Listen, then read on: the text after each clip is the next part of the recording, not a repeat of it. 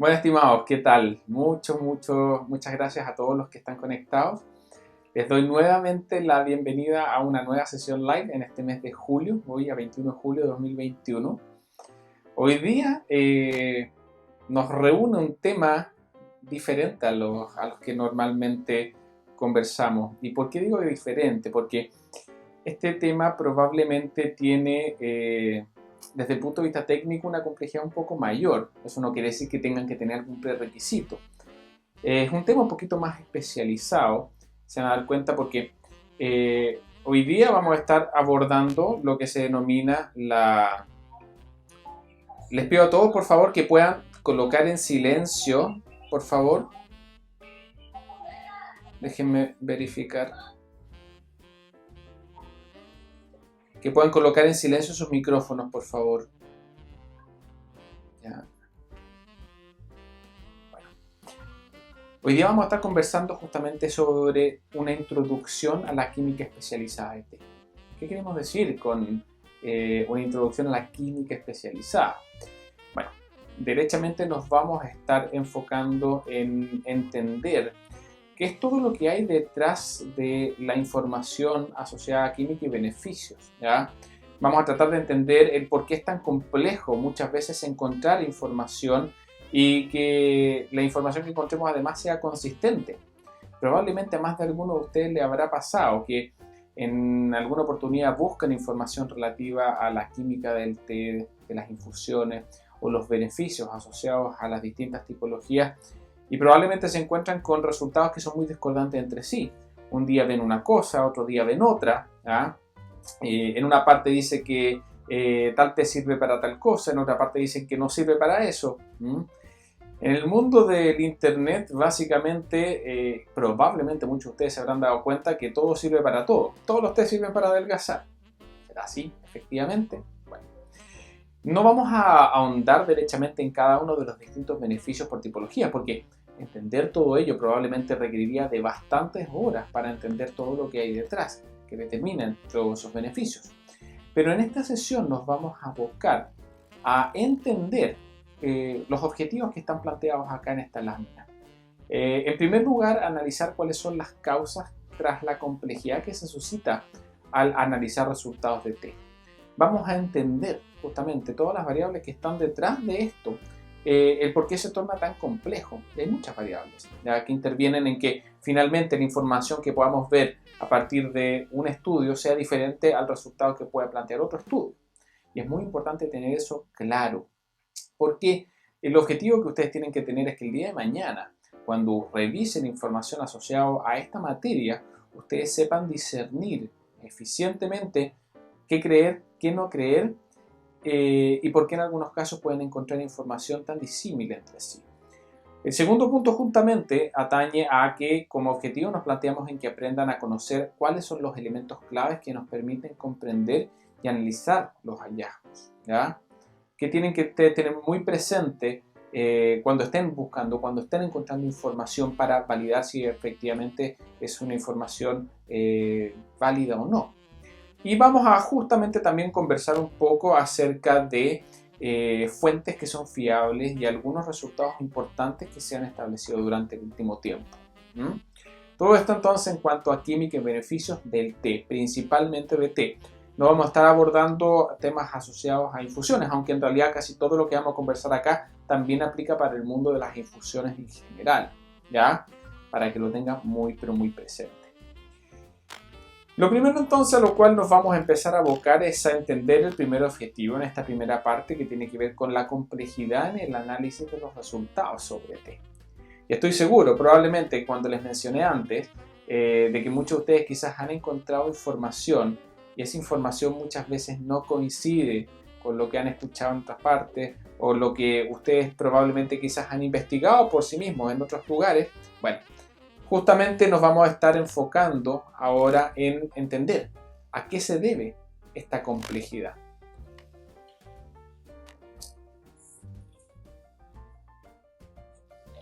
Generalmente cuando buscas información sobre beneficios, ¿ya? Te das cuenta de que generalmente busque donde busques casi todo sirve para todo. no hay mucha diferencia entre lo que puedes encontrar en Wikipedia en cuanto a beneficios de té verde o té blanco, o de oolongs y té negro. Muchas veces los tratan como uno mismo, ¿ya? De cierta forma es como decir que todo sirve para todo, pero la realidad es que no es así. Es muy común, ¿saben qué? Les pido por favor, si es que pueden por favor silenciarse, porque siento mucho ruido de fondo y complejiza por favor la sesión, el mantener la atención, ¿ya? A todos quienes no han puesto, los estoy dejando en silencio por si acaso. Si es que tienen dudas, pueden ustedes sacar el silencio, ¿ya? Y hacer sus consultas, no hay ningún problema, ¿ya? Generalmente cuando buscamos información sobre beneficios nos damos cuenta que todo sirve para todo, aparentemente, ¿ya? Muchos resultados no tienen un sustento por detrás, es decir, ves, oye, el té verde sirve para tal cosa, sirve para bajar de peso, el oolong sirve para bajar de peso. ¿Quién lo dice? ¿Por qué? ¿Cuál es la lógica que hay detrás de eso? Bueno, muchas veces información que no encontramos y quienes verdaderamente ahondan en tratar de buscar información más fidedigna, la verdad es que les cuesta bastante poder llegar a una relación causa-efecto que pueda explicar algún beneficio, ¿ya? En general, Internet adolece prácticamente de sustento para cualquier resultado o explicación acerca de beneficios. Se encuentra también mucha información inconsistente en cuanto a la química del té. Vamos a conversar por qué ocurre eso, pero en general puede ser que tú veas un estudio que dice de que no sé, que el té tiene no sé cuántos miligramos de cafeína, pero otro estudio te dice que tiene una cantidad de la mitad y otro te dice que tiene el doble. ¿Ah? Hay mucha inconsistencia en cuanto a la química y no solamente sobre cafeína, sino en cuanto a vitaminas, en cuanto a antioxidantes y tipos de antioxidantes. Claro, y eso es bastante determinante también para la definición de algunos tipos de beneficios, como vamos a estar conversando. Y por lo mismo, encontramos también información sumamente inconsistente en cuanto a los beneficios de las distintas tipologías de té. ¿Qué funciona? ¿Qué sirve? ¿Qué no sirve? Bueno, vamos a estar al menos teniendo claridad sobre qué elementos tener muy presentes a la hora de analizar la información que encontramos. ¿Por qué resulta tan complejo encontrar resultados consistentes? Hay varias variables. La primera tiene que ver con que existe una enorme cantidad de variedades existentes de plantas de té. Para quienes han estudiado un poquito más sobre té, sabrán que existen subespecies, existen cultivares, existen variedades originarias. ¿Y qué quiere decir esto? De que, bueno, tipologías de plantas desde el punto de vista botánico son pocas las subespecies que existen. Son tres principales, ¿ya? Hay otras subespecies por ahí, pero las principales son la subespecie de la Camellia sinensis de China, tenemos la Camellia sinensis asámica, odionda de algunas zonas de China, también de la zona de Yunnan y también de Assam en India, y también tenemos la Camellia sinensis cambodiensis, que es otra subespecie de Camboya. Y a su vez hay muchas subdivisiones dentro de cada una de estas subespecies. Para que tengan una idea, solamente entre variedades originarias y cultivares en China, solamente en China encontramos más de 2.500. ¿Y eso qué quiere decir? Estas subvariedades son estas subespecies, ¿ya? Se dividen en muchas variedades, en algunos casos de forma natural y en otros casos a través de manipulación por el hombre. Una plantita que creció en un lugar de China probablemente a través de los años, a través de los siglos, se fue moviendo por polinización, por distintos motivos geográficamente. Y esa planta que tenía un ADN, un genoma, ¿ya?, particular, fue sufriendo modificaciones que le permitieron irse adaptando a los distintos lugares, ¿ya? Todas esas adaptaciones son mutaciones que gatillaron cambios genéticos en la planta y por lo tanto distintas subvariedades de plantas, distintos cultivares de planta de té van a tener un genoma diferente. Probablemente un 99,9% va a ser idéntico entre todas ellas, ojo, pero ese 0,1% de diferencia genética puede tener marcada diferencia en cuanto a la química que pueda desarrollar la planta, porque finalmente esa adaptación genética que obtiene la planta le permite, por ejemplo, defenderse de las bajas o altas temperaturas, o le puede permitir desarrollar algún químico especial que permita que algún insecto no se la coma, cosas así. Eso es lo que ocurre de forma natural, pero Los cultivares, que son subvariedades de las subespecies que son obtenidas a través de cruzas hechas por el hombre, ¿ya? Buscan de la misma forma y modifican el material genético, no de forma artificial. Ojo, no piensen que esto es como un producto genéticamente modificado. Simplemente son cruzas de plantas que se van haciendo, injertos y cosas así, ¿ya? Que permiten que se mezcle el ADN de dos plantas en una planta nueva. Pero finalmente, ¿ya? Si pensamos que desde el punto de vista del genoma, varias plantas pueden ser muy diferentes entre sí, por lo mismo, es muy relativo y muy poco probable que la química que puedan desarrollar, ¿ya? Pueda ser idéntica. Y por lo tanto, un estudio que esté estudiando las plantas o que dan lugar a tés verdes en cierta parte de China pueden ser muy diferentes a la química que pueda tener las plantas de otra zona de China o de otro lugar del mundo. A pesar de que estemos hablando de té verde, desde el punto de vista del genoma, por justamente las subespecies, variedades y cultivares, puede haber una diferencia muy grande en cuanto a los resultados. Por lo tanto, es importante tener esta variable muy presente a la hora de saber de que podemos encontrarnos entonces con variaciones a nivel químico. ¿Qué más puede afectar justamente esta variabilidad tan grande en cuanto a resultados? Los diferentes terroirs que existen alrededor del mundo. Para quienes no conocen este concepto de terroir o terruño en español, de cierta forma corresponde como a la herencia que recibe una planta del té en cuanto a la química que desarrolla, pero totalmente relacionada a todas las variables ambientales que impactan durante su crecimiento y desarrollo de una planta, ¿ya? ¿Qué quiere decir esto? Que dos plantas que puedan tener una misma genética, ¿ya?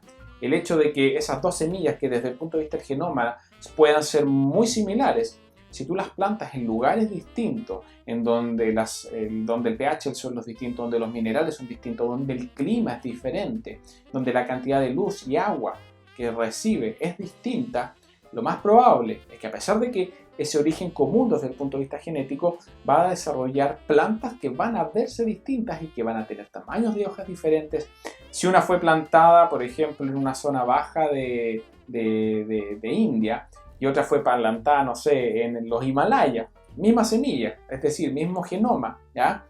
Pero la que está plantada en el Himalaya probablemente va a tener hojas muy pequeñas con un contenido de brotes un poquito mayor, y la de que va a crecer en las zonas más bajas con mayor temperatura va a tener probablemente un tamaño de hojas mayor. Bueno, eso que pasa también en la planta obviamente se traduce también a nivel químico, por lo tanto, todas estas variables que intervienen durante el desarrollo y el crecimiento de las plantas del té también afectan la química que desarrolla finalmente las hojas, y por lo tanto, estudios hechos en diferentes lugares, además de poder tener variabilidad en cuanto a sus resultados producto del genoma, también puede obtenerse esa diferencia a partir del terroir que desarrolla una planta. Ya va una segunda variable y se dan cuenta de que en realidad podemos encontrarnos con muchas variaciones. ¿Qué otras variables afectan también estos resultados tan inconsistentes? La enorme variedad existente de tés. Y cuando hablamos de variedades de té, ojo, no variedades de planta, estoy hablando ahora de variedades de té, estoy hablando de las variedades dentro de las distintas tipologías. Es decir, una tipología sería el té blanco, el té verde, el oolong, el té negro, té amarillo, los dark teas. Esas son las tipologías de té. Y dentro de cada una de estas tipologías, ¿ya? Tenemos muchas variedades dentro de cada una de estas. Tanto tipologías como variedades de té son el resultado principal de los procesos productivos que se aplican a las hojas después de su cosecha. Es decir que a quienes quizás están recién adentrándose dentro del mundo del té, desde el punto de vista técnico, a partir de cualquier hoja de té que tú coseches, ¿ya? Es factible que puedas obtener cualquiera de las tipologías de té que existen. Es decir, cualquier hoja que tú coseches puedes transformarla en té blanco, en té verde, en oolong, té negro, dark tea, té amarillo, el que tú desees. Porque finalmente esa tipología va a estar relacionada con el proceso productivo que tú apliques a esas hojas tras su cosecha.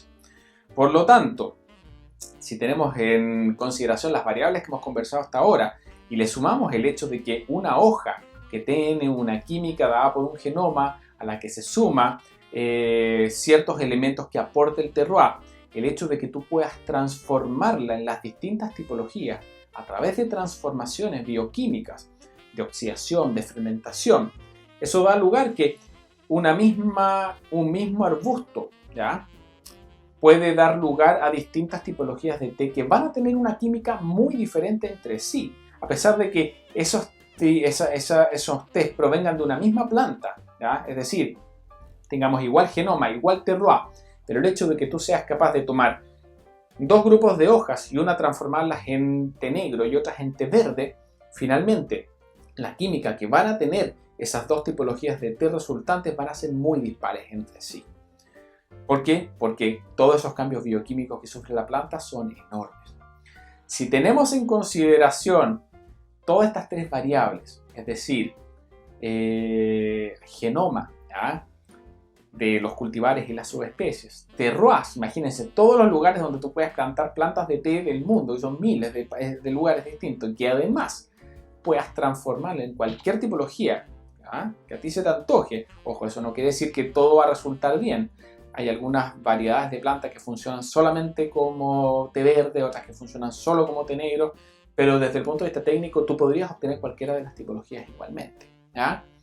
Pero si tenemos en consideración toda la cantidad de combinaciones posibles de factores, ¿ya?, se pueden dar ya cuenta de que es muy probable de que la cantidad y la variabilidad que pueda existir en cuanto a la química de las distintas tipologías en los distintos lugares del mundo sea muy variada.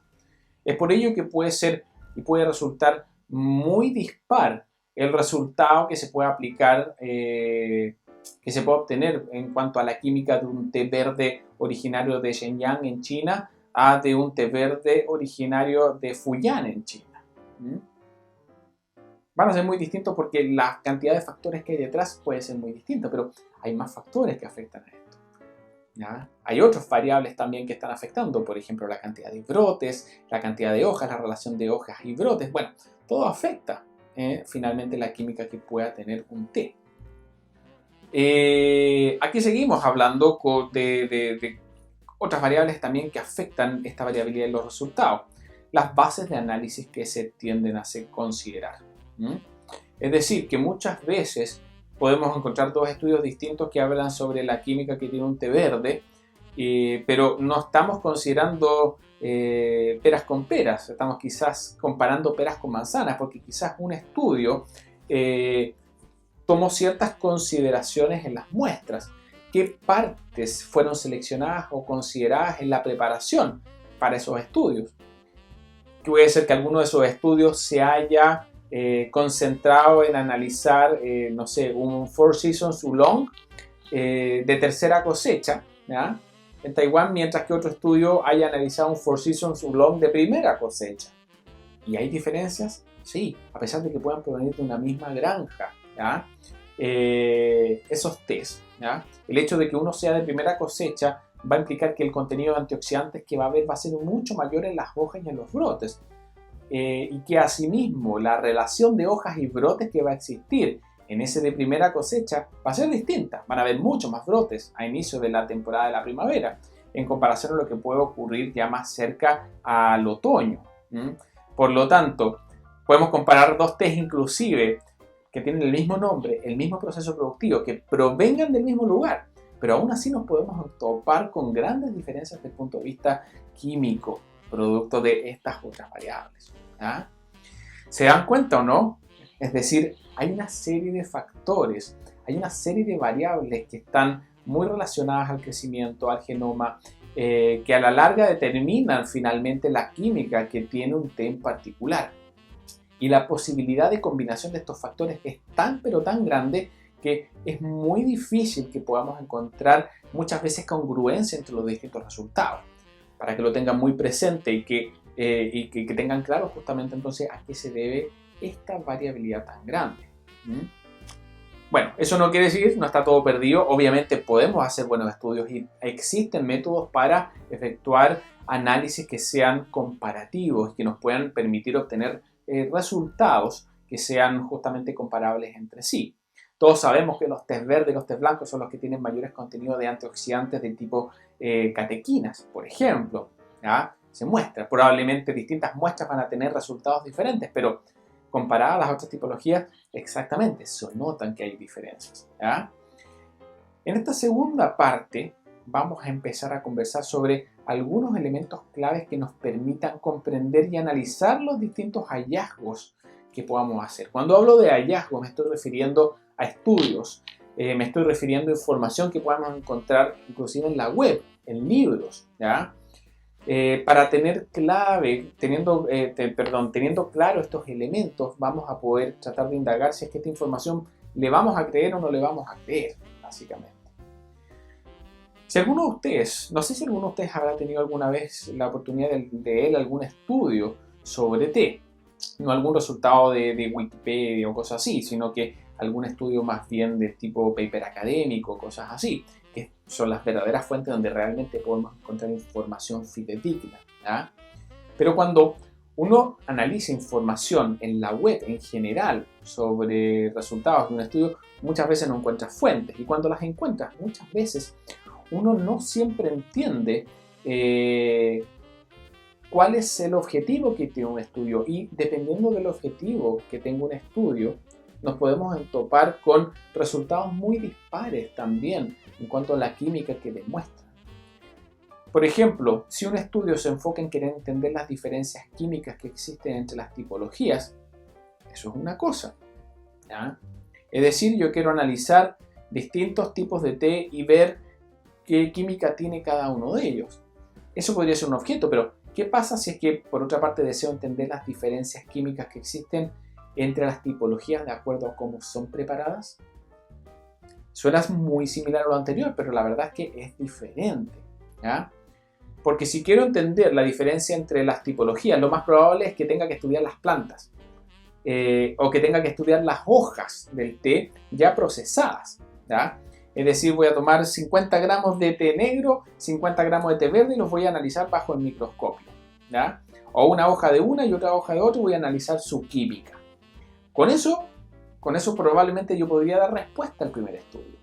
Pero si el objetivo del estudio es entender las diferencias de las distintas tipologías de acuerdo a cómo son preparadas, eso implica que probablemente el objeto de estudio tenga que ser distinto, y probablemente aquí lo que vamos a tener que analizar son las infusiones.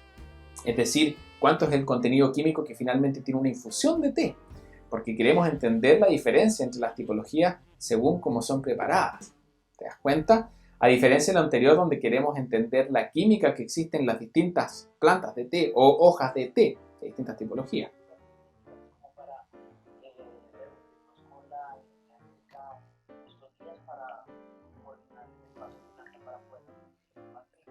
Estimado, ¿hay alguien que está hablando por ahí que se me pasó para que pueda colocar su micrófono? Pensé que estaba haciendo una pregunta. Ahí estamos.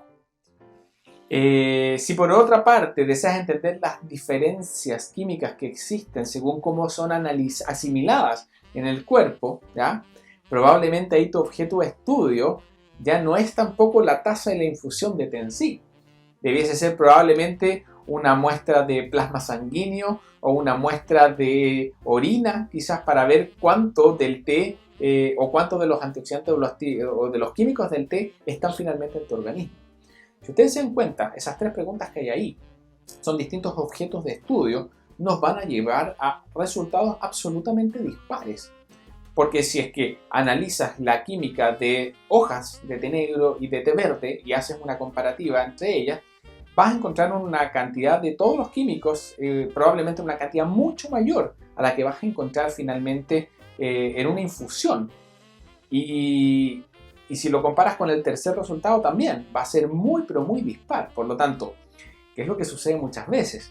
Que alguien ve un estudio, no entiende el objeto y simplemente interpreta los resultados. Decía, este estudio muestra que el té, no sé, que un té verde te deja una cantidad de 0,025 miligramos de cafeína. Ya, te aporta eso. Pero quizás ese resultado estaba analizando una muestra de sangre. ¿Te das cuenta? Es diferente finalmente a lo que tiene otro estudio donde se hablaba de los extractos sólidos que dejaba una infusión preparada. ¿Te das cuenta? Entender el objeto de estudio siempre es muy importante para entender justamente qué resultados estamos analizando, ¿ya? Cosa de poder comparar peras con peras, manzanas con manzanas y no todo mezclado. ¿Qué más tenemos que tener en consideración? Comprender los tipos de estudios que existen también en cuanto a té. Porque aquí también podemos encontrar resultados que puedan ser muy pero muy dispares. Y muchas veces yo diría que aquí está uno de los errores más grandes que se cometen en cuanto a los beneficios del té, que muchas veces se expresa un resultado como que fuese un resultado que es aplicable a los seres humanos, cuando en realidad fue un estudio que hizo muestras de laboratorio solamente y no pruebas en personas. ¿Te das cuenta? Y para eso es importante entonces entender que existen distintos tipos de estudios. Hay estudios que son indagatorios, que son estudios in vitro, que analizan los compuestos ya sea de la planta, de la infusión, y analizan también las interacciones que tienen todos los químicos todos los químicos del té, pero cuando son expuestos, por ejemplo, a compuestos exógenos. ¿Qué quiero decir con esto? Un estudio de laboratorio que analice, por ejemplo, cuál es la reacción de una célula cancerígena con una catequina del tipo galatopigalocatequina, ¿ya? Y las mezclan a los dos y se ve que se muere la célula cancerígena. O si alguien toma ese estudio, que es un estudio in vitro, y extrapola a partir de ese estudio de que que los antioxidantes del té destruyen las células cancerígenas, puede estar sacando un resultado erróneo. ¿Por qué? Porque un estudio in vitro que efectivamente puede demostrar algo así, puede ser que cuando se trate de un sistema más complejo no funcione de la misma manera. Por lo tanto, es necesario entender que existen estudios indagatorios in vitro y también existen estudios de impacto que se enfocan justamente en analizar las interacciones de los compuestos del té con los distintos sistemas biológicos. Y esto considera estudios en animales y estudios en seres humanos. Ahí no se ve, apareció un poco corrido esta lámina, pero para ello se hacen justamente estudios en donde se analizan ya los resultados finalmente en sistemas biológicos más complejos. Y los resultados muchas veces que se pueden encontrar en estudios in vitro, ¿ya?, pueden ser prometedores. Eso, ojo, eso es una palabra que se utiliza mucho de forma a veces sensacionalista. El té verde combate el mal de Alzheimer. Prometedor estudio demuestra que las células cancerígenas, que el Alzheimer, no avanza con el consumo de té. In vitro puede funcionar, pero puede ser que en un sistema biológico complejo no. Por lo tanto, es muy claro también entender, antes de extrapolar y sacar conclusiones, entender entonces qué tipo de estudio estamos haciendo, qué tipo de estudio estamos analizando, ¿ya?, para tener presente si es que esos resultados son extrapolables o no. Probablemente, si nos damos cuenta que el estudio fue realizado sobre personas y lo que se analizó finalmente fue la disminución no de las células cancerígenas en un microscopio, sino que en la realidad, en las personas, ¿ya? Claro, ahí podríamos sacar relaciones que son mucho más fehacientes, pero así a priori no, y es un error que se comete mucho. Y esa variable también entonces tenemos que aprender a manejarla. Otra cosa que tenemos que hacer es comprender los tipos de resultados que existen. Y cuando hablamos de los tipos de resultados nos estamos refiriendo a entender, por ejemplo, que existen diferencias entre lo que nos pueden mostrar estudios distintos. Si un estudio me habla, por ejemplo, y los resultados los expresa como la química, entendida como un valor porcentual de los compuestos dentro de una planta de té, eso es una cosa. Pero es muy distinto a que los resultados que esté mostrando un estudio hablen sobre los porcentajes que representan los compuestos dentro de la infusión, incluye el agua. Es como lo que hablábamos recién. Si tú tomas una hoja y la analizas, es distinto a cuando tú estás analizando los compuestos en la infusión. Es muy diferente entre sí. Y eso también es importante porque muchas veces te puedes hacer una comparativa y puedes ver que en una parte te diga de que un té en general tiene un contenido de cafeína de, no sé, 25 miligramos en una taza de 200 ml. Y puedes encontrarte con otro estudio que indica que tiene 0,025. Chuta, ¿por qué tanta disparidad? Claro, son resultados distintos porque son análisis diferentes. Así que hay que tener también eso presente antes de sacar nuestras propias conclusiones.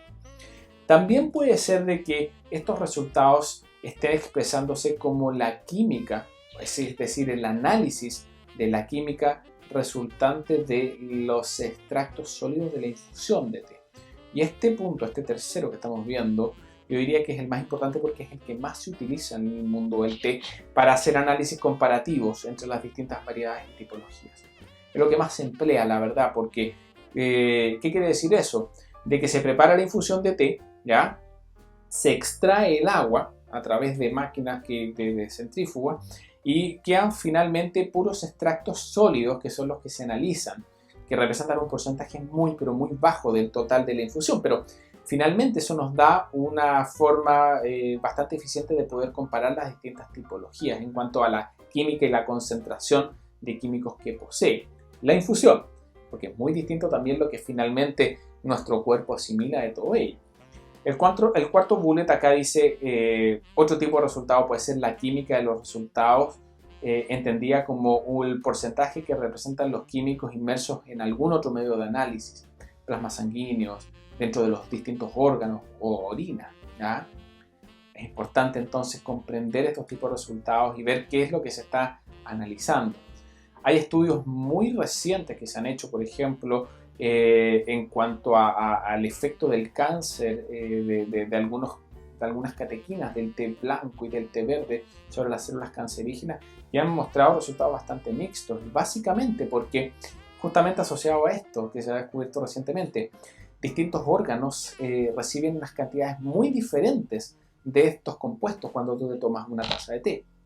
Puede ser de que te tomas una taza de té y no sé, a nivel de sistema circulatorio puede ser que la cantidad de antioxidantes que haya sea enorme, pero a nivel de lo que finalmente llega a un órgano, como pueden ser por ejemplo las mamas, puede ser muy pero muy bajo, ¿ya? Y por lo tanto, algo que a nivel in vitro puede funcionar, ¿ya? Puede ser que en la realidad no funcione por las concentraciones tan bajas a las que llega a los distintos órganos del cuerpo químico. Por lo tanto, es muy pero muy importante comprender entonces los tipos de resultados que existen, ¿ya? El que más se utiliza para efectos de la gran mayoría de los estudios que uno encuentra y de los resultados que se encuentran por internet o en los distintos papers académicos, se analiza lo que yo les decía, el tercer caso en donde se utiliza justamente los extractos sólidos de una infusión preparada, ¿ya? Y esos extractos finalmente son analizados mediante técnicas de espectroscopía, que es una técnica que analiza distintos campos de luz y dependiendo de las distintas formas en la cual rebota luz a nivel pero muy pequeño, muy bajo, casi atómico, ¿ya? Eso permite tener una idea bastante acabada y precisa sobre las distintas moléculas que hay y permite identificar distintos tipos de moléculas, ¿ya? Los extractos sólidos representan aproximadamente un 0,35% del peso de la infusión. Esto es prácticamente nada. Pero como les decía, es probablemente la mejor técnica cuando se encuentren estudios en donde los resultados que están obteniéndose son a partir del análisis de los extractos sólidos de la infusión preparada, probablemente van a ser los resultados más fidedignos con la realidad. Porque hay otras técnicas que se han usado en otras oportunidades, no, la verdad es que no funcionan bien, ¿ya? Si tú analizas una pequeña muestra de agua de la infusión es diferente, ¿ya? Si analizas, bueno, con todas estas variables que les estaba explicando hasta ahora, pueden llegar a ser muy pero muy dispares sus resultados. Pero en términos comparativos, lo más probable es que es lo que mejor funciona al día de hoy. Lo más importante que ustedes tienen que tener presente es que siempre tiene que existir consistencia entre el objeto de estudio, la muestra y los tipos de resultados. Esto por lo general siempre ocurre.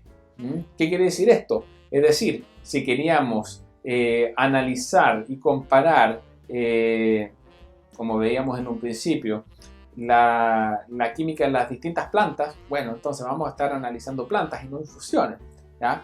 generalmente quienes elaboran los estudios tienen siempre muy presente la consistencia entre el objeto de estudio, la muestra y los resultados, porque son personas que saben, son centros universitarios, son institutos de investigación muchas veces también gubernamentales en muchos de los países productores de té, ¿ya? ¿Dónde está el problema? En que todo esto finalmente a veces se transforma en cualquier cosa en términos de resultados publicados en la web.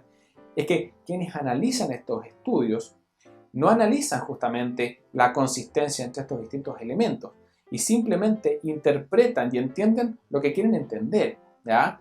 Y muchas veces se analiza de forma superficial estos hallazgos y se comparan resultados sin entenderse el foco. Y lo peor aún es que terminan generándose falsas conclusiones y resultados que muchas veces, en vez de aclarar, terminan por confundir.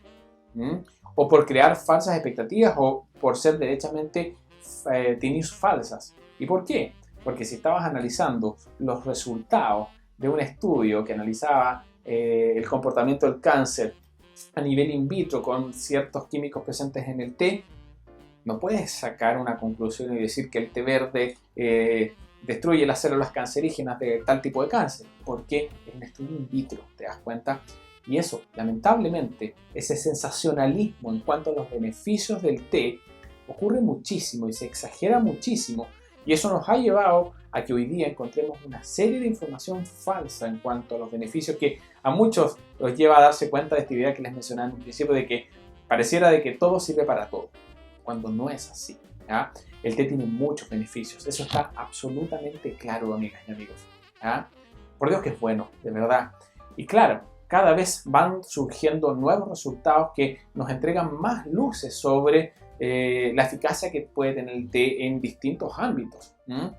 Pero hay que hacer bien las cosas y hay que saber interpretar bien justamente todo lo que analizamos para no cometer errores. ¿Qué recomendamos nosotros para quienes estén analizando la información de la web o analizando información de distintos resultados? Bueno, tener claro entonces, como les decía, ese objetivo de la investigación. ¿Qué busca medir? ¿Qué está analizándose? ¿Ya? Háganse estas preguntas. Probablemente estas recomendaciones debiesen ser algo que cualquier persona que va a empezar a leer un paper o que esté investigando sobre química y beneficios para aprender de forma autodidacta debiese preguntarse en relación a las fuentes que está analizando, ¿ya? ¿Qué se busca medir en este estudio? ¿Qué se está analizando? Y comprender los alcances de esos resultados. ¿Son esos resultados que estoy mostrando extrapolables a un sistema biológico como el de los seres humanos? ¿Ya? Piensen eso, siempre. Porque si te diste cuenta de que un estudio de cierta forma, inclusive un estudio en animales, ¿ya?, que no sean humanos, probablemente puede tener también diferencias ese sistema biológico como el nuestro. Es un muy buen indicador cuando se hacen estudios en animales, en ratas, por ejemplo, y demuestran que efectivamente tienen una efectividad para ciertas enfermedades, para detener su avance, ¿ya? Lo más probable es que haya mayor probabilidad de que ese comportamiento también se exprese en un sistema biológico como el nuestro. Es diferente. Puede ser que ocurra, puede ser que no ocurra. Es mayor la probabilidad, pero igualmente, mientras no se analice en sistemas biológicos idénticos entre seres humanos, no podemos sacar conclusiones fidedignas ni hacer promesas falsas. Bueno, ¿qué hemos visto hasta ahora? Todo aquello que complejiza el hecho de que las distintas plantas de té puedan tener químicas tan diversas para que no se asombren en cuanto a los resultados dispares que muchas veces pueden encontrar. Y en segundo lugar, hemos analizado las variables que tienen que tener presentes ustedes, ¿ya?, para entender bien qué es lo que están leyendo, para entender bien qué es lo que están analizando y puedan determinar la existencia de una concordancia entre el objeto de ese estudio, los resultados y si son extrapolables a la realidad, ¿ya?, a beneficios tangibles. Bueno, ¿qué vamos a ver en esta tercera parte? Fuentes fiables y resultados importantes que se han obtenido en el último tiempo, ¿ya? Aquí probablemente van a surgir un par de consultas, me lo imagino, porque derechamente vamos a hablar sobre algunos de los beneficios más importantes, ¿ya?, que se han podido corroborar a través de todos los distintos tipos de estudios, indagatorios, en ratas, en personas. Primero, tener en consideración fuentes fiables para que puedan analizar e investigar ustedes sobre estos elementos. Y porque digo también, o sea, hoy día ustedes pueden aprender muy en profundidad sobre química y beneficio, hay distintas escuelas que enseñan sobre esto. Nosotros en TICIT tenemos un curso que se llama Química y Beneficios del Té, que tiene, no sé, para que me entiendan, es como el análisis de 200 papers académicos diferentes, en donde se analiza justamente para toda la química y toda la transformación de esa química y los resultados que finalmente eso determina. ¿Ah? Un curso que dura más o menos como 6 horas, pero igualmente, hoy día, con lo que estamos aprendiendo el día de hoy y con lo que vamos a ver a continuación, perfectamente ustedes van a poder buscar información relativa a química y beneficios del té, entender esos estudios y tener una idea acabada, ¿ya? Sobre, y aprender sobre ustedes mismos, ¿ya? Sobre lo que está ocurriendo, lo que ya se ha establecido y lo que está surgiendo también, porque esto cambia mucho al día a día. La verdad es que muchos piensan de que el mundo del té está totalmente explorado, pero la verdad es que no es así. Hay cierta información que se ha obtenido que es información muy poderosa, pero hoy día hay muchos campos de investigación que no han avanzado y que realmente son complejos de avanzar también. Pero van surgiendo siempre nuevos resultados que la verdad es que no hacen más que asombrar sobre la química tan compleja y beneficiosa que tienen las distintas tipologías. Desde el punto de vista de centros de investigación, amigas y amigos, hay centros de investigación en muchos países, pero probablemente hoy día de hoy los que más generan estudios son centros de investigación universitarios de China, de Japón y de Estados Unidos. Hay también en India, ¿ya? Pero tienen muchos sesgos los de India en cuanto a las tipologías que tratan. Sri Lanka también tiene, pero desde el punto de vista de los universitarios, ¿ya? China, Japón y Estados Unidos son los que más estudios desarrollan. Desde el punto de vista de los centros de investigación gubernamentales, aquí casi todos los países importantes, países productores, tienen y están constantemente desarrollando estudios. China, Japón, India, Sri Lanka, Argentina, ojo, también está realizando bastantes estudios en cuanto a té. Bueno, ¿cuáles son las desventajas que tiene cada uno de estos? ¿Ya? Generalmente los centros de investigaciones universitarios tienden a ser más representativos. ¿Por qué? Los centros de investigación gubernamentales, los estudios, no estoy diciendo que sean malos, son estudios muy buenos, pero muchas veces poseen sesgos. ¿Ya? Muchas veces son estudios locales y no más amplios que permitan tener una idea más comparativa. ¿Ya?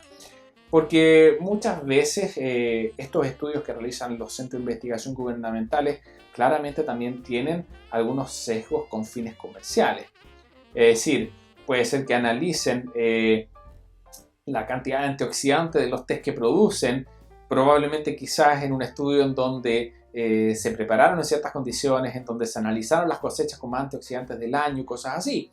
Porque eso es buen marketing. Obviamente un estudio que diga que la zona productora de tal lugar tiene el triple antioxidante que un té negro normal, claro, eso va a vender, eso va a atraer. Y hay que tener cuidado también con esa información, porque el resultado del estudio puede ser totalmente consistente, verdadero, ¿ya? Pero probablemente un centro de investigación universitario va a comparar en condiciones ceteris paribus, ¿ya? Distintas tipologías para llegar al resultado que pudiese llegar ese otro. Probablemente va a tomar otras zonas, va a analizar sus antioxidantes en la misma condición de preparación, en el mismo momento de cosecha del año y va a analizar si efectivamente hay una diferencia tan dispar o no. A eso me refiero. Es decir, que a pesar de que podamos encontrar resultados que pueden ser muy interesantes, también hay que tener presente estas comparativas. Desde ese punto de vista, los centros de investigación universitarios, a mi parecer, ¿ya? Y represento con esto también la opinión de TICIT, nosotros completos como instituto, es que muchas veces conviene analizar más estudios universitarios, ¿ya? Eso no quiere decir que tengamos que dejar de lado los centros de investigaciones gubernamentales porque generan mucha información, ¿ya? Fuentes fiables. Hay algunos repositorios de papers académicos que se los dejo acá. Tómenle una captura a esta pantalla, después van a poder verlo también porque esta sesión va a quedar grabada. El researchgate.net es muy pero muy bueno porque va dejando como un histórico por tema sobre las distintas tipologías y también te va dejando, por ejemplo, no sé, puede ser que encuentres té y té va a tener distintos ámbitos, ámbitos relacionados a cafeína, ámbitos relacionados a antioxidantes y bueno, y distintos ámbitos de investigación. Tienen más organizada la información y va a tener algunas cosas, lo que está comprobado, lo que no está comprobado. Es muy bueno, la verdad. Se puede crear cualquier persona una cuenta gratuita. Hay opciones también de pago que te dan más atribuciones.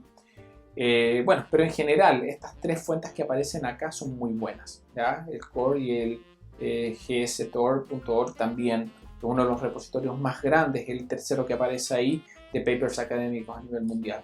Y ojo, último pero no menos importante, Google Academics. La verdad es que también Google ha hecho un trabajo excelente de recopilación de estudios académicos. Muy pero muy bueno, y son miles y miles.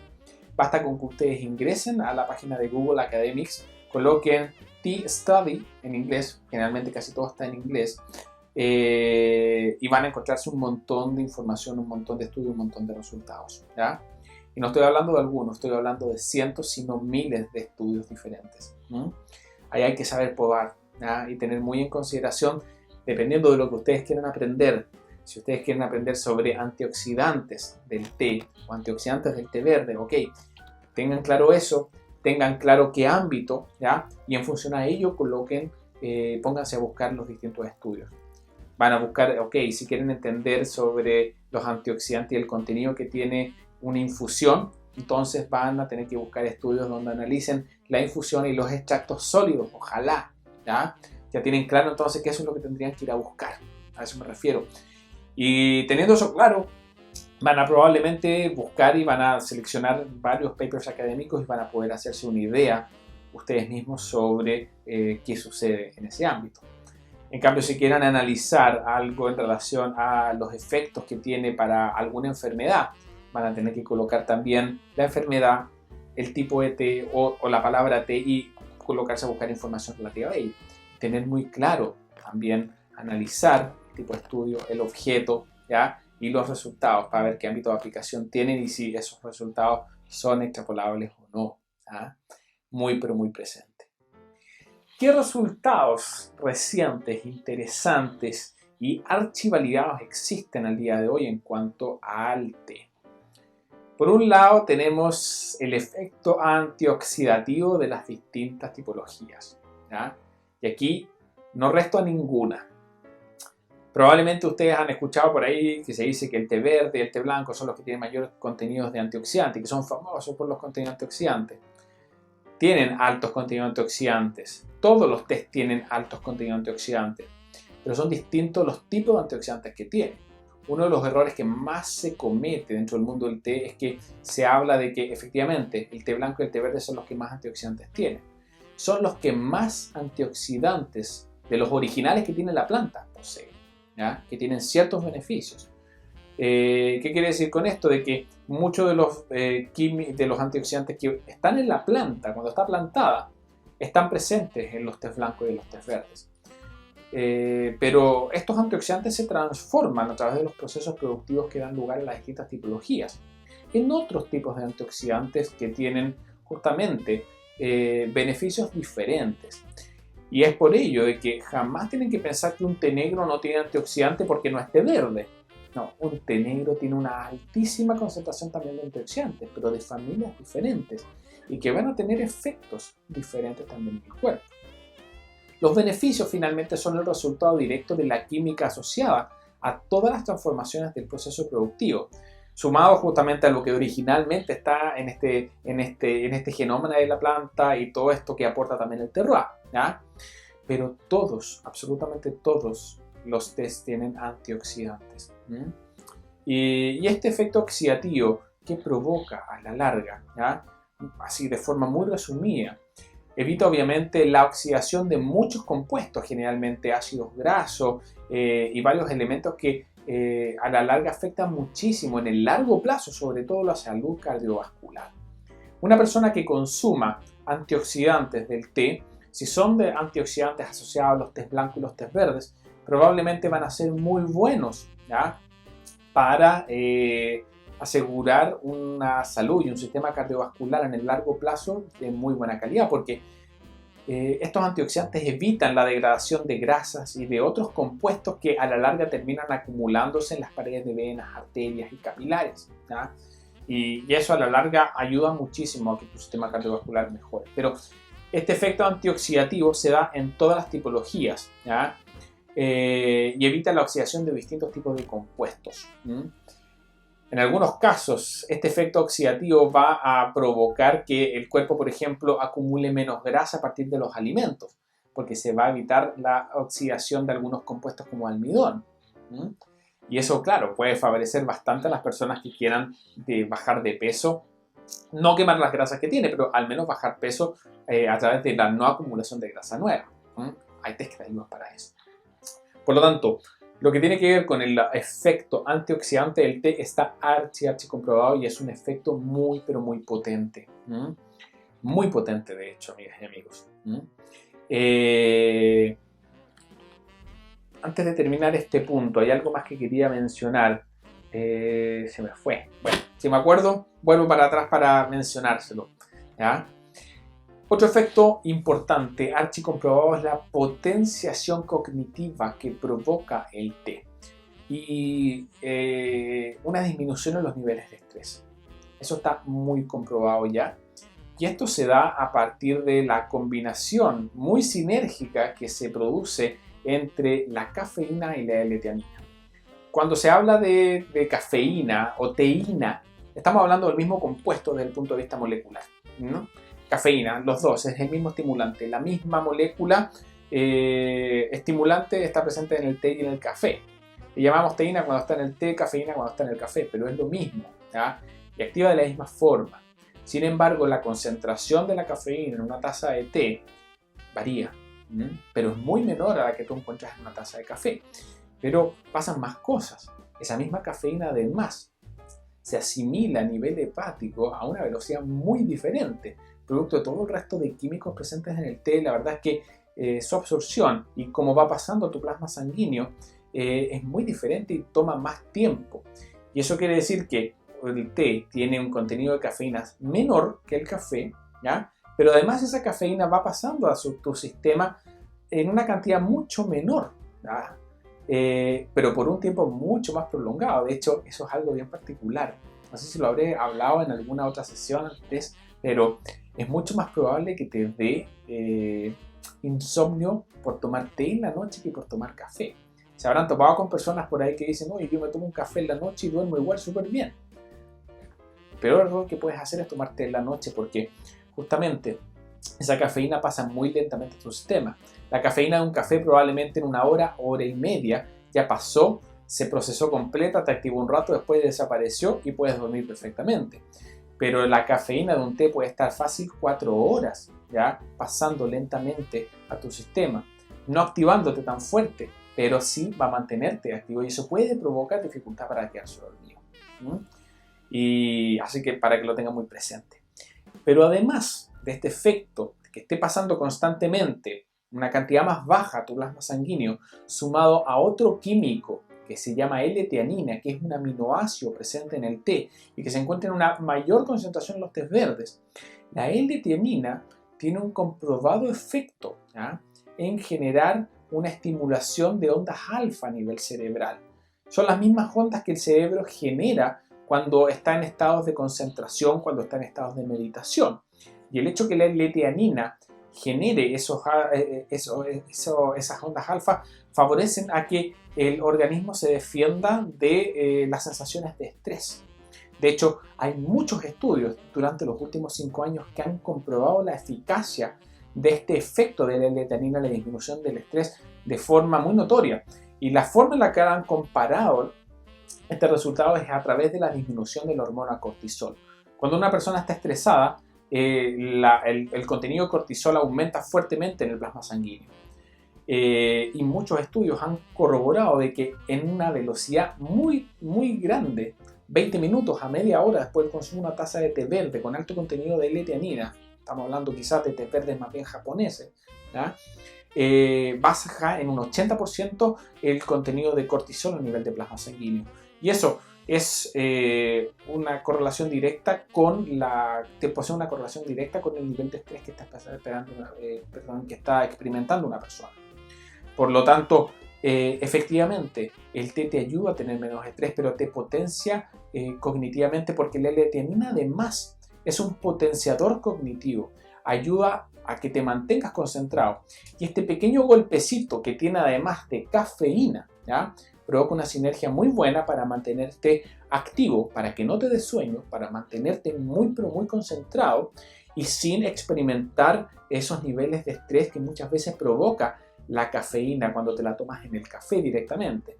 No sé si les habrá pasado a algunos de ustedes alguna vez que se toman una taza de té y quedan medio tiritones y quedan súper nerviosos. Bueno, pasa. Eso no te pasa con el té, especialmente con los tés verdes. ¿Se dan cuenta? Así que bueno, este efecto de potenciación cognitiva y de menor nivel de estrés está claro, ya está muy presente en el té. ¿Qué más tenemos? Efecto anticancerígeno. Este punto es muy importante que lo tengan presente, amigas y amigos, porque existen resultados muy prometedores, pero hay muchos resultados mixtos. ¿Qué queremos decir con esto? Muchas veces cuando se analiza las distintas tipologías de té y los distintos estudios que han analizado la relación del cáncer con los químicos del té, especialmente con los antioxidantes de tipo catequina, muchas veces estudios han demostrado eficacia en destruir las células cancerígenas a nivel in vitro con mucho éxito. Sin embargo, cuando estos estudios se llevan a sistemas biológicos, la verdad es que los resultados en algunos casos han pasado a ser bastante desastrosos y en otros casos bastante alentadores. Básicamente porque estos resultados han demostrado de que la eficacia está más enfocada hacia la prevención, ¿ya?, y hacia el evitar el crecimiento acelerado o el aumento acelerado de las células cancerígenas. Pero no hay ningún estudio que haya demostrado una relación causa-efecto de no crecimiento de las células cancerígenas o no avance, sí disminución en la velocidad. Y en algunos tipos de cáncer la verdad es que los resultados han sido nefastos, mientras que en otros han sido mucho más alentadores y han demostrado esta capacidad de inhibir, por ejemplo, las metástasis de algunos tipos de cáncer, ¿ya?, especialmente un compuesto que se llama galatopigalocatequina, que es una de las catequinas que está en mayor cantidad en tés verdes y tés blancos. Cáncer de seno es el más favorecido justamente en los temas de metástasis. Pero otros cánceres, como el cáncer de próstata y otros más que existen, la verdad es que el efecto ha sido casi nulo. Y esto se debe justamente porque cuando ya hablamos de sistemas biológicos más complejos, finalmente lo que puede estar absorbiéndose en una taza de té, que tú te la tomas, puede tener una concentración muy alta de ese antioxidante. Y puede ser de que a nivel de plasma sanguíneo, lo que vaya en tu cuerpo, en tu sangre, ¿ya?, sea un contenido también alto de ese antioxidante, que puede favorecer quizás a un órgano que tenga una cantidad mayor de irrigación sanguínea. Pero quizás a otro órgano, ¿ya?, puede ser de que el contenido que llegue sea 10 o 100 veces menor de ese químico, ¿ya?, que el que llega a otras partes de tu cuerpo. Y se ha comprobado efectivamente de que las concentraciones de los distintos químicos del té a las distintas partes del cuerpo llegan en concentraciones muy pero muy dispares. Y para un cáncer de próstata, para tener, por ejemplo, un efecto similar a la disminución o el avance, ¿ya?, o la posibilidad de generación de evitar metástasis, implicaría que una persona tendría que estarse tomando quizás 100 tazas de té verde al día, ¿ya? Y eso es inaplicable, ¿te das cuenta? Y no sirve tampoco tomarse el compuesto solo, porque ese compuesto también funciona en interacción con otros de los compuestos que están en el té. Eso también ha sido otro de los hallazgos. Por lo tanto, desde el punto de vista del tema cáncer hay que ser muy cuidadoso y entender que al día de hoy algunos tipos de cáncer efectivamente han demostrado, los compuestos del té, efectividad en evitar una velocidad grande de avance y de generación de metástasis, pero en ningún caso evitarlo, ¿ya?, o destruir o hacer que el cáncer se vaya, ¿ya?, para que lo tengan muy presente. En cuanto a los efectos en la salud cardiovascular, aquí también hay muchos resultados y estos resultados también son muy alentadores, porque ojo, los efectos en la salud cardiovascular de las distintas tipologías, ¿ya? Se suscitan no solamente en el largo plazo, sino que también a corto plazo y a mediano plazo. Todos los test han comprobado que tienen la capacidad de favorecer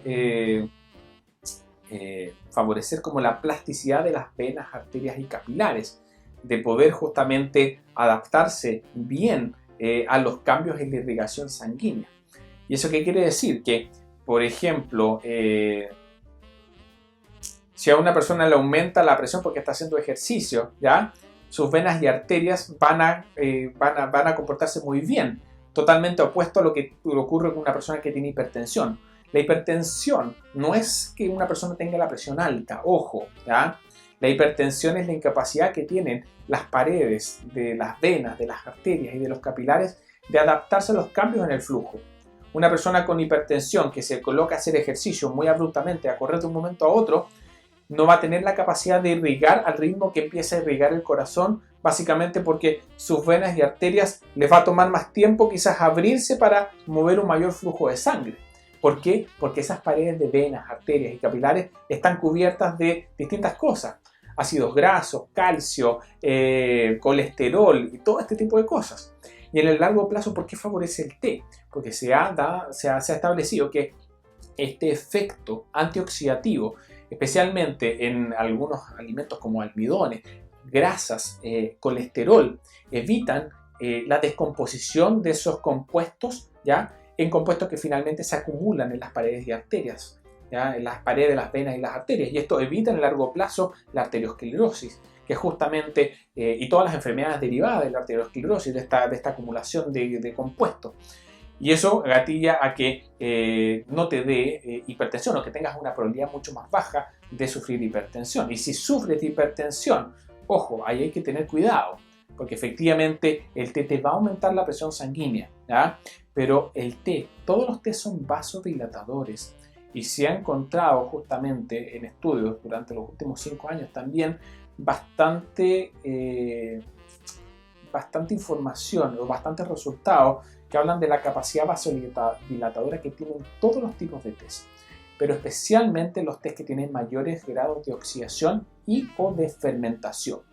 Es decir, los menos vasodilatadores serían los tés blancos y los tés verdes y los oolongs de bajas oxidaciones.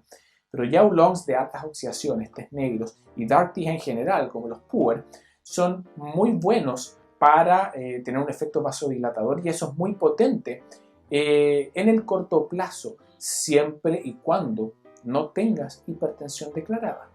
Ojo con eso, ¿ah? Una persona que tiene hipertensión y ya tiene esta dificultad, siempre le va a costar. Y el hecho de que pueda ser vasodilatador, por un lado, eso es lo bueno. Pero por el otro lado, como estas tipologías más oxidadas también en taza poseen un contenido de cafeína mayor que provoca una activación del sistema nervioso, eso por otro lado aumenta el flujo y este efecto, ¿ya?, de aumento por activación del flujo sanguíneo puede ser mayor que la velocidad en que tus venas se pueden dilatar por ese efecto vasodilatador. Por lo tanto, en una persona que haya ya declarada una hipertensión, no es llegar y tomar cualquier té, aunque sea muy vasodilatador, porque no le va a hacer bien y la hipertensión le puede jugar en contra, ¿ya?, para que lo tengan muy pero muy presente. Pero en general, para una persona, ¿ya?, que no tenga hipertensión, este efecto en la salud cardiovascular y este efecto vasodilatador es muy pero muy marcado, ¿ya? Y ojo, se da en todas las tipologías. Otro tema también bien abordado ha sido lo que tiene que ver con los efectos que tiene en la absorción de hierro y calcio. Probablemente alguno de ustedes, si es que ha investigado sobre esto, si lo ha escuchado, que dice, oye, no se puede tomar té porque hace mal para la acumulación de hierro. ¿Es verdad eso? Sí, es verdad. ¿En qué ámbito? No siempre, ojo. Porque existen muchos errores en cuanto a esto. Efectivamente, hay algunos tipos de hierro que se ven afectados por el consumo de té, pero otros tipos de hierro no, ¿ya? Así que hay que tener mucha claridad también sobre eso. Porque muchas veces, inclusive médicos, ¿ya?, que no tienen el conocimiento sobre el té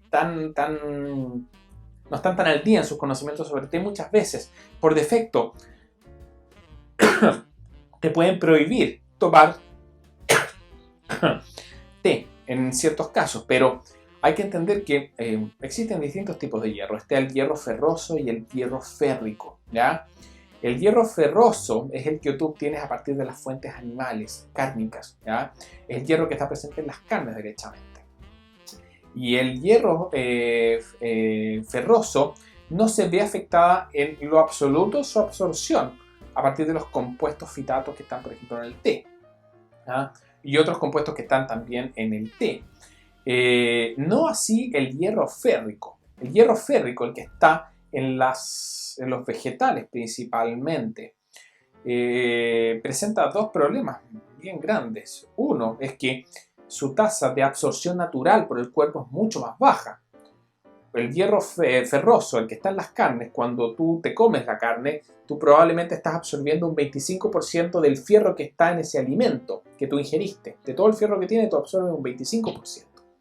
Mientras que naturalmente, cuando el fierro es del tipo férrico, ¿ya? El cuerpo naturalmente absorbe un porcentaje mayor del disponible. Un porcentaje no superior al 5%, 5 al 10%, de acuerdo a diferentes estudios. Pero el problema yace en que este hierro férrico de los vegetales, su absorción, que ya de por sí es baja, se inhibe casi por completo cuando tú consumes después de ese alimento cualquiera de las tipologías de té, especialmente tés verdes. ¿Y cuál es el problema que se suscita? En muchas personas que, por ejemplo, empiezan a seguir dietas vegetarianas y dejan de comer carne. Más de alguno de ustedes les apuesto que conoce o tiene algún conocido que se hizo vegetariano y le dio anemia. Yo conozco varios, ¿ya? Y eso es muy común cuando no te asesoras bien de un nutriólogo o una nutricionista, ¿ya? Un nutricionista que te puede ayudar justamente porque hay ciertas cosas que tienes que evitar. Si tienes una dieta totalmente vegetariana y no consumes nada de carne, sí, te puede afectar en la absorción de hierro absolutamente el consumir té. ¿Cómo puedes evitar eso? No consumir té durante una hora después de las comidas importantes. Especialmente té verde después de tus comidas importantes, ¿ya? Si tienes una dieta normal en donde comes carnes, comes vegetales, comes de todo, olvídate de esto porque no te va a afectar ninguna tipología, aunque te tomes el té con tus alimentos. Si fuese así, todo China estaría con anemia, porque los chinos y los japoneses comen con té, ¿ya? Y comen mucho pescado y carnes y pollo, y siempre con té. Y ninguno tiene anemia, ¿ya? Así que muy presente eso. ¿Qué pasa ahora bien con el calcio? Claro, hay varios estudios que han demostrado también de que efectivamente el té puede contribuir a una disminución en la absorción del calcio de los alimentos, ¿ya? Por varios motivos, les voy a explicar los dos más importantes. Uno es el contenido de cafeína. La cafeína, sí, cuando está siendo absorbida por el cuerpo, sí genera una secreción, se secreta y se elimina a través de la orina calcio que está en los huesos. Eso es un hecho, eso se ha comprobado con muchos estudios. Sin embargo, en una persona que tiene una dieta normal y que ingiere té y que también ingiere alimentos con calcio, esa pérdida se netea, por decirlo de cierta forma, ¿ya? El segundo mecanismo a través del cual el cuerpo pierde calcio o evita la absorción de calcio es cuando los alimentos tienen algunos compuestos químicos denominados fitatos, ¿ya? Los fitatos se encuentran en vegetales, se encuentran en legumbres, se encuentran en avena, en varios alimentos tienen fitatos. Y los fitatos justamente inhiben la absorción de calcio. Y esto puede llegar a ser bastante peligroso, especialmente en las tipologías de té más oxidadas. Ojo, ¿ya? Estamos hablando de tés negros, oolongs de altas oxidaciones y algunos tés fermentados. Ojo, no todos, pero de por sí sería mejor evitarlos después de las comidas importantes si no quieres ver disminuida tu absorción de calcio, ¿ya? Pero ojo, aquí lo reitero, también los estudios han demostrado que este efecto prácticamente no tiene ninguna injerencia ni en el corto, ni en el mediano, ni en el largo plazo en personas que tienen dietas normales, que comen de todo. No quiero hablar de normalidad en realidad, acá me quiero hablar de eso, pero en dietas que consideran de todo, dietas completas de proteínas animales, vegetales y de todo tipo, ¿ya? Sin embargo, personas que no consumen dietas kármicas, ¿ya? Que consuman, perdón, dietas vegetales, ¿ya? Sí tienen que tener de por sí más cuidado y evitar cualquier tipología de té, ¿ya? Después de los alimentos, especialmente de las comidas más importantes, para evitar tés verdes por el tema del hierro y evitar los tés negros por el tema de la absorción de calcio, ¿ya? Muchos estudios ya respaldan esto y bueno, también es bien importante que sepan esto porque la verdad es que también se ha demostrado que personas que tienen dietas normales, que comen de todo, la verdad es que no se ven afectadas en lo absoluto por estos temas, ¿ya? ¿Qué más tenemos? Ámbitos poco explorados hasta ahora dentro del mundo del té. Esto ya es como para ir cerrando. Si bien hay muchos ámbitos que han sido investigados, la verdad es que todavía, y esto se los mencioné en algún momento, hay muchos que todavía no han sido investigados. Principalmente los tés negros y los dark teas. Yo, sinceramente, soy un creyente fervioso de que hoy día se habla mucho del té verde y del té blanco y de sus beneficios porque son los que más han sido estudiados, porque efectivamente son los que tienen mayores contenidos de los antioxidantes originales. Sin embargo, los tés negros y los dark teas tienen una cantidad de compuestos diferentes que cuando han comenzado a ser analizados han entregado luces de efectos que nadie se imaginaba y muy potentes para cosas como tiene que ver la pérdida de peso, la acumulación de grasa, la depuración del organismo, el aumento, la eliminación de toxinas. La verdad es que hay muchos ámbitos aún no explorados y que existen muchos estudios hoy día que han demostrado, por ejemplo, la existencia de correlación del consumo de ciertos tés con ciertos beneficios, pero que a un nivel más bien bioquímico no han sido capaces de entender los mecanismos de acción que realmente están detrás de estos efectos que se vislumbran. Aquí estamos hablando de efectos depurativos, estamos hablando de efectos de evitar la acumulación de grasa, de aumento de la temperatura corporal, de aceleración del metabolismo. Se ha comprobado que efectivamente eso ocurre con ciertas tipologías, ¿ya? Especialmente de tés negros y dark teas. Pero los mecanismos de acción todavía no se entienden muy bien. ¿Qué químico específicamente el que lo provoca? Porque falta mucha investigación en estas tipologías.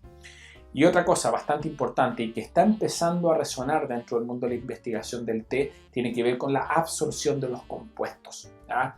Porque una cosa es lo que podamos encontrar a nivel de taza, de planta, y otra cosa muy distinta es lo que ciertos estudios bien focalizados han demostrado en cuanto a cómo los distintos químicos se asimilan, ¿ya? Dentro del cuerpo y qué químicos pueden ayudar o facilitar que algunos de estos compuestos aumente su asimilación, ¿ya? Y eso es muy importante. De aquí han resultado, por ejemplo, que han demostrado justamente la eficacia que tiene la preparación del matcha, ¿ya? Con los implementos tradicionales. ¿Sí?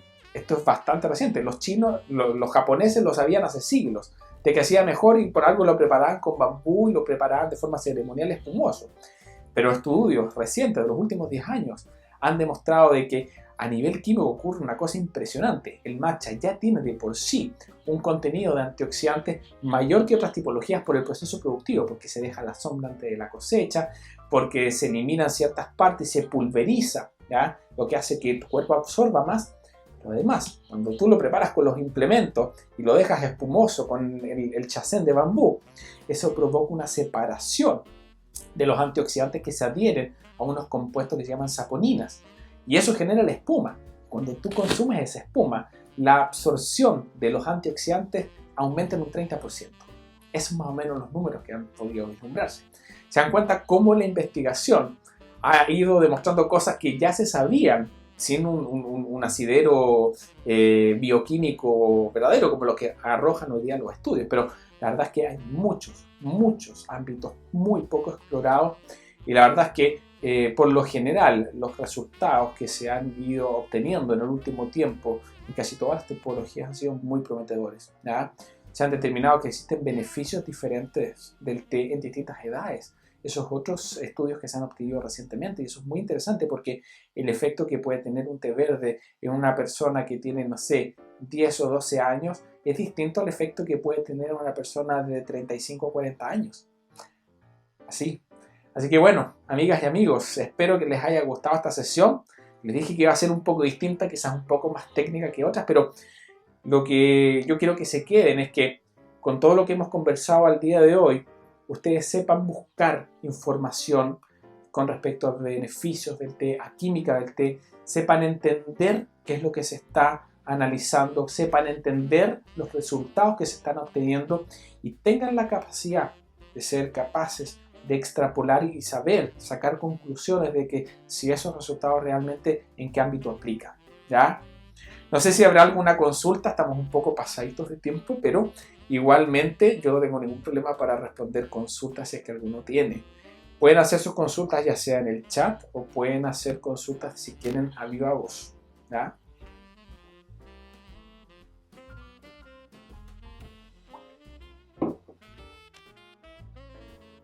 ¿No? ¿Nadie?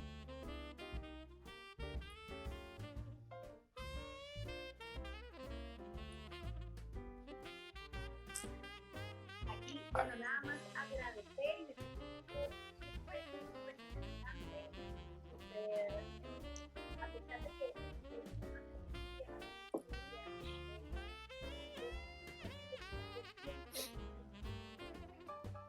muy, muy relevante, que es muy hermoso poder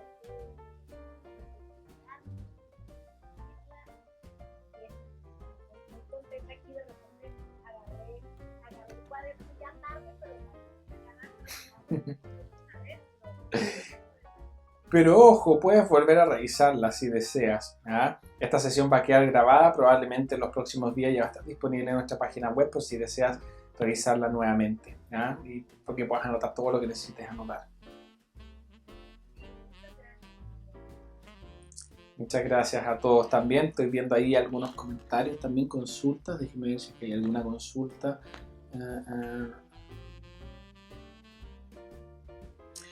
Con respecto, hay que surgir una pregunta de Cintia. Entendido que el té no debe ser consumido por las embarazadas. Esto es por lo que tiene que ver, sí, principalmente tiene que ver por la absorción de hierro y calcio, ¿ya?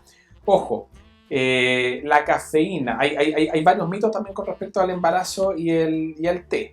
Uno de los mitos más grandes es de que la cafeína se traspasa al feto y eso no es así. Hay muchos estudios que han corroborado de que el feto no metaboliza la cafeína, ¿ya? No le traspasa, pero ciertos efectos secundarios del consumo de cafeína sí pueden afectar. Por ejemplo, si la tomas directamente, por ejemplo, en un café, porque te lo prohíben, porque efectivamente te aumentan los niveles de estrés y eso puede tener otros efectos, ¿ya? Pero por defecto, como ya se produce una pérdida y una disminución de los niveles de calcio y hierro, por lo general se corta de frentón el consumo de té para evitar cualquier posibilidad de que ese aumento pueda ser mayor. Cuando en teoría no a todas las mujeres le puede ocurrir. Va a depender, como les decía, de la dieta. Y va a depender también del momento en el cual estés consumiendo también ese té, si no es después de las comidas importantes, ¿ya? Hay que hacerle siempre caso al médico, pero hay algunos médicos que hoy día no le prohíben el té a las personas, ¿ya? A las mujeres embarazadas, justamente porque entienden estos mecanismos de acción de acuerdo a los estudios más recientes y sin embargo sí te pueden dar recomendaciones de cuándo tomarlo y cuándo no tomarlo. Y efectivamente, obviamente si estás embarazada y eres vegetariana, olvídate del té, ¿ah? Eso de todas las tipologías, porque es mucho, mucho el riesgo que puedes tener. Algo más que tiene que ver con el embarazo, no, eso es todo. Espera, aquí algo más, tengo entendido que también tiene que ser consumido hierro.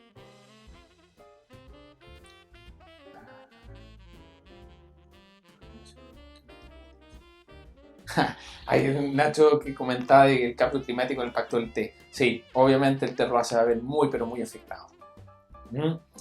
Y bueno, si tenemos té, pues si está embarrada en la producción de té en estos momentos. Ya, Assam es terrible la cantidad, casi un tercio menos de té producido que en otros años. Lo más recomendable, ¿a qué edad puede un niño tomar té? La verdad es que no es bueno que les des té a los niños, más que nada por el efecto activador que pueda tener en ellos, ¿ya? Pero fuera de eso no tiene ninguna contraindicación. Hay pocos estudios con respecto al consumo de té en los menores porque todavía es considerado un poco tabú estar haciendo estudios donde les des un estimulante así a los niños o cafeína. Existen, pero son muy pocos.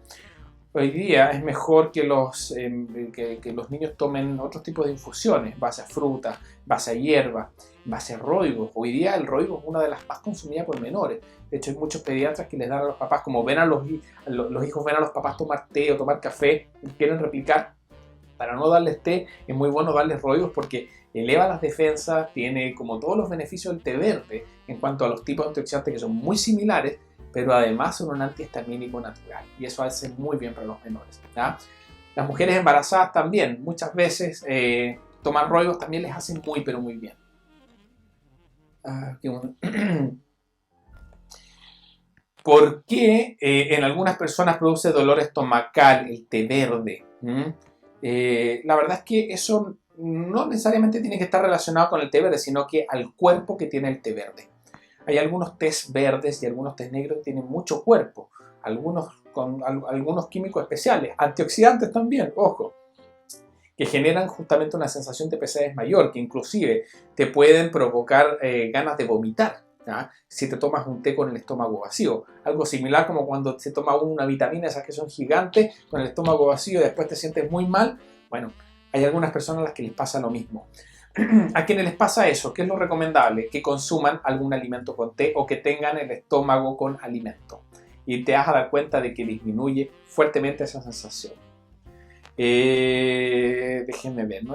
Pero el roibos, para quienes no lo han probado, es exquisito. De hecho, yo me estoy tomando un roibos verde en estos momentos. Respecto al matcha, ¿cómo podemos diferenciar el verdadero? ¿Por su color? Yo te diría más bien por el precio. Porque el color se puede lograr con cualquier cosa que tú le agregues, ¿ya?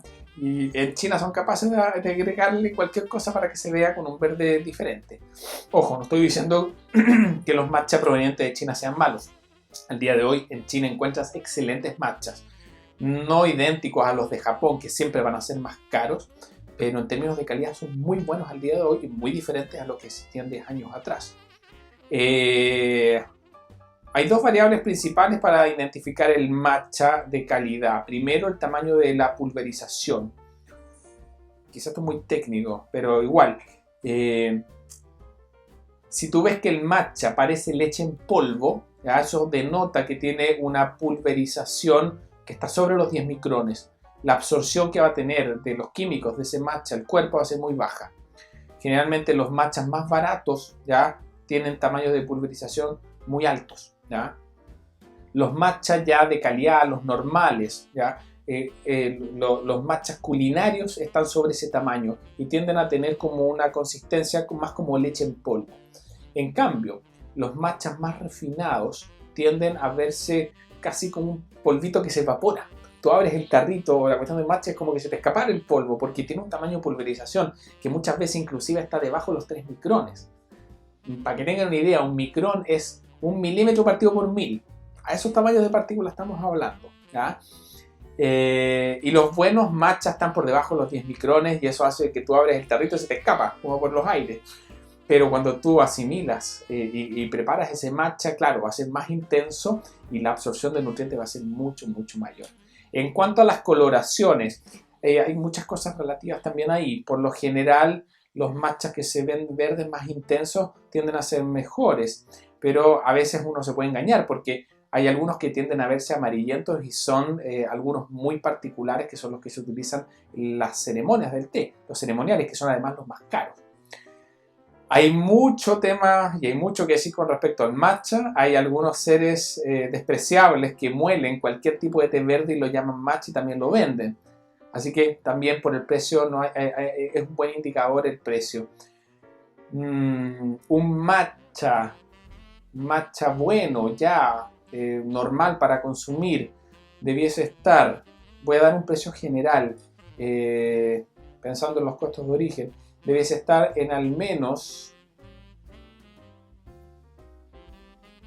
10 a 15 dólares, quizás unos 50 gramos, 10 dólares más o menos hacia arriba, 10 a 15 dólares. Eso puede variar un poco de país en país, pero Cualquier cosa que esté por debajo de eso probablemente puede ser algo de muy mala calidad, ¿ya? El proceso de pulverización, hay cosas muy sofisticadas en cuanto a la pulverización. Hay máquinas, ¿ya? Pero la pulverización tradicional se hace con unos sistemas de piedra. ¿Mm? Y hay algunos esquemas que son mucho más de ciencia ficción, que inclusive utilizan ultrasonido para conseguir tamaños de pulverización mucho menores. ¿Ya? Pero ya estamos hablando de cosas muy japonesas, muy robóticas. Pero hay de todo. Así que bueno, estimados, no les quito más tiempo, hartas consultas, cualquier otra, bueno, están todos los canales de contacto No, todo lo contrario, no pierde propiedades durante esos procesos, todo lo contrario, el hecho de que obtengas, ahí que había una pregunta, el hecho de que obtengas un tamaño de partícula más bajo provoca de que finalmente lo que tu cuerpo va a absorber va a ser más, ¿ya? Se facilita la absorción de esos nutrientes. Así que, estimados, en nombre de todo el equipo de T-Institute, de todas las personas que están detrás de esto, toda la parte técnica, todo el equipo de comunicaciones, el equipo comercial, el equipo de instructores, ¿ya? Les damos las gracias por su asistencia el día de hoy. Esperamos verlo en una siguiente sesión, ¿ya? Que estén muy bien. Muchos saludos.